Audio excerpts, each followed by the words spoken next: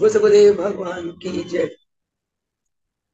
योग योगेश्वर महाप्रभु रामलाल जी, योग मार्तंड, बुल्केश्वर भगवान, हम सभी के प्राणाधार सतस्वरूप सदगुरु स्वामी देवीदास जी महाराज के शिष्य चरण कमल में साष्टांग दंडवत प्रणाम स्वीकार हो। गुरुदेव की अपार कृपा करुणा आशीर्वाद से आए हम सत्संग आरंभ करते हैं। आज के सत्संग के जो पहला वचन महाराज जी फरमाते हैं कि हम कितने ही संयमी हो, कितने ही ज्ञानवान हो, धैर्यवान हो, कितने ही तपस्वी हो, परंतु अगर हमारे चित्त में विषय भोग की वृत्ति आ जाती है, यानी कि हम काम क्रोध लोभ मोह के जाल में फंस जाते हैं, तो हमारा सारा जो आध्यात्मिक रास्ता, जिस रास्ते में हम लोग चल रहे थे, उस रास्ते से हम भटक जाते हैं। अपने दिव्य रूप ले जाना बहुत मुश्किल है। तो महाराज जी ने ऐसा उपदेश अपने जीवन काल में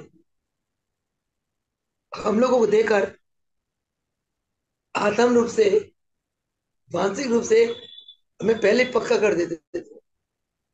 उन्हें पता था मेरे शरीर लीला रमाने के बाद बच्चियों को कैसे कैसे कठिनाई का सामना करना पड़ेगा। संसार है, इतने बड़ा आश्रम का झुमरी है, बहुत तरह के लोग आते हैं। समुद्र है, उसमें सुंदर सुंदर फूल भी खिलते हैं, बिच्छू मगरमच्छ सांप भी रहते हैं, फूल पेड़ भी रहते हैं, खिले रहते हैं। जिंदगी तो गुजारनी पड़ेगी। तो ऐसे उपदेशों से महाराज जी ने इतना मन को निर्मल निर्मल कर दिया कि कोई कुछ भी करता है या कहता है, उधर ध्यान ही नहीं जाता, अनसुनी कर देते हैं। जीवन में हमें भी ऐसे ही निर्लिप्तता के साथ जीना चाहिए, और कभी हम दूसरे की बुराई ना देखें। कभी जैसे तमाम संत वो क्या फरमाते हैं, जब सुबह से शाम तक बुरा नजर नहीं आया, उन्होंने भी अपने अंदर झांका कि भाई मैं बुरा देखने क्यों गया था, शायद मैं खुद ही बुरा हूं। तभी मेरे अंदर भावना आई कि मैं देखूं संसार बुरा बंदा कौन है। तब कवि ने ये गलाइन गाई, कबीरा बुरा देखा मैं गयो, बुरा मिल ना कोई, जामे खोजो अपने आप में, मुझसे बुरा ना कोई। कि तुम खुद बुरे होते तो तुमको बुरा नजर आता। मैं भगवान से डर के कहती हूँ, आज तक मुझे भी दुनिया में कोई बुरा नजर नहीं आया।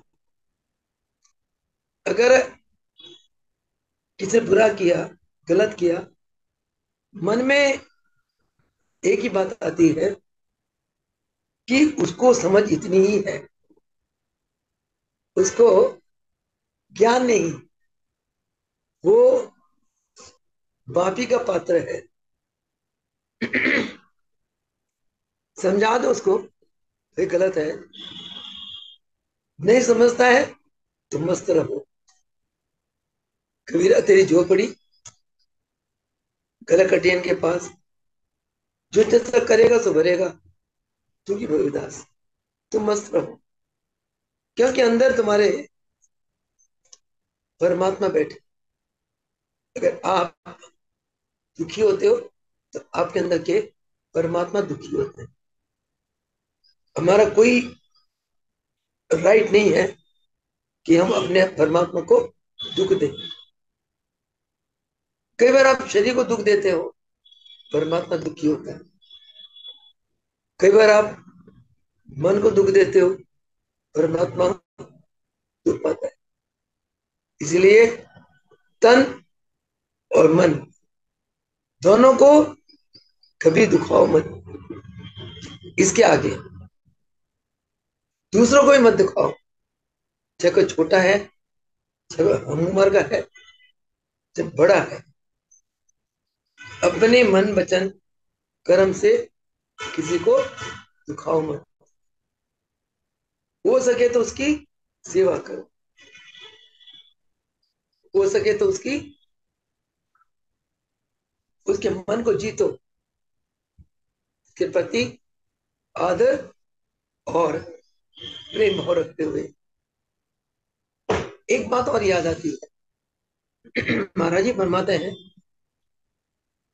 अगर तुम किसी की बुराई देखते हो तो वो बुराई तुम्हारे अंदर आ जाती है। तुम किसी की बुराई करते हो, बुराई करने का जो पाप है वो तुम्हारे अंदर आ जाता है, वो पाप से मुक्त हो जाता है। इसलिए महाराज जी कई बार प्रवचन में फरमाते हैं कि निंदक को नेड़े रखिए,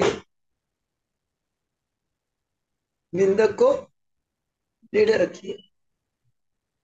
आंगन कुटिल छबाए, बिन पानी बिन साबुन के पल पल मैल लाए। जो निंदक होते हैं वो आपके असली देशी होते हैं। कैसे कि आपकी निंदा करके आपके अहम को जागने नहीं देते, और जो लोग आपकी मुंह के सामने प्रशंसा करते हैं वो आपके वेल विशर नहीं है। कैसे? क्योंकि उससे आपकी एक सूक्ष्म अहम जाग जाती है। वो सूक्ष्म अहम जो है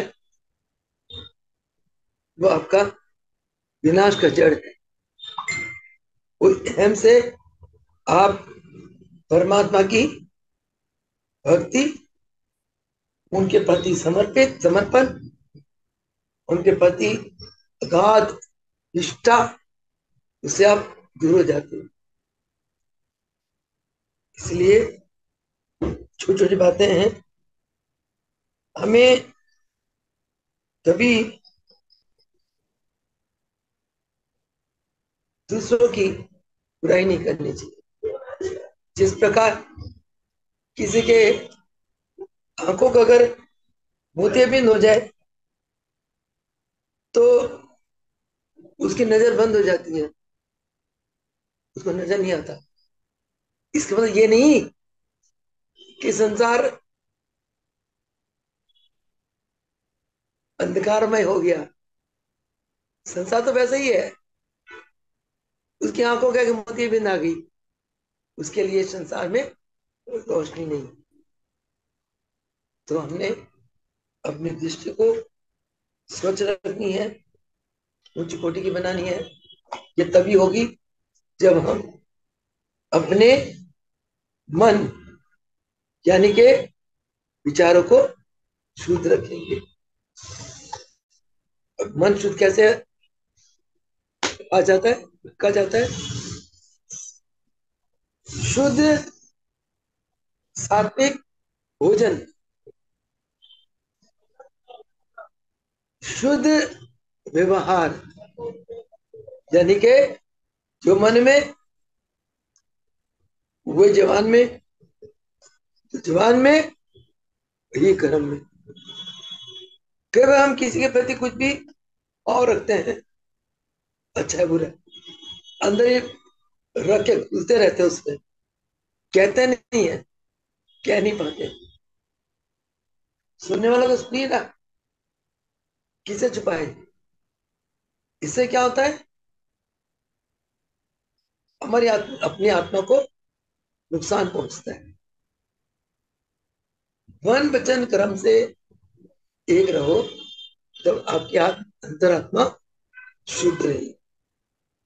और सदाचारिता में रहो, हमेशा नम्रता, दीनता, दास्ता के साथ सबके प्रति शुद्ध व्यवहार। इस प्रकार के सात्विक अन्न से, शुद्ध मन से,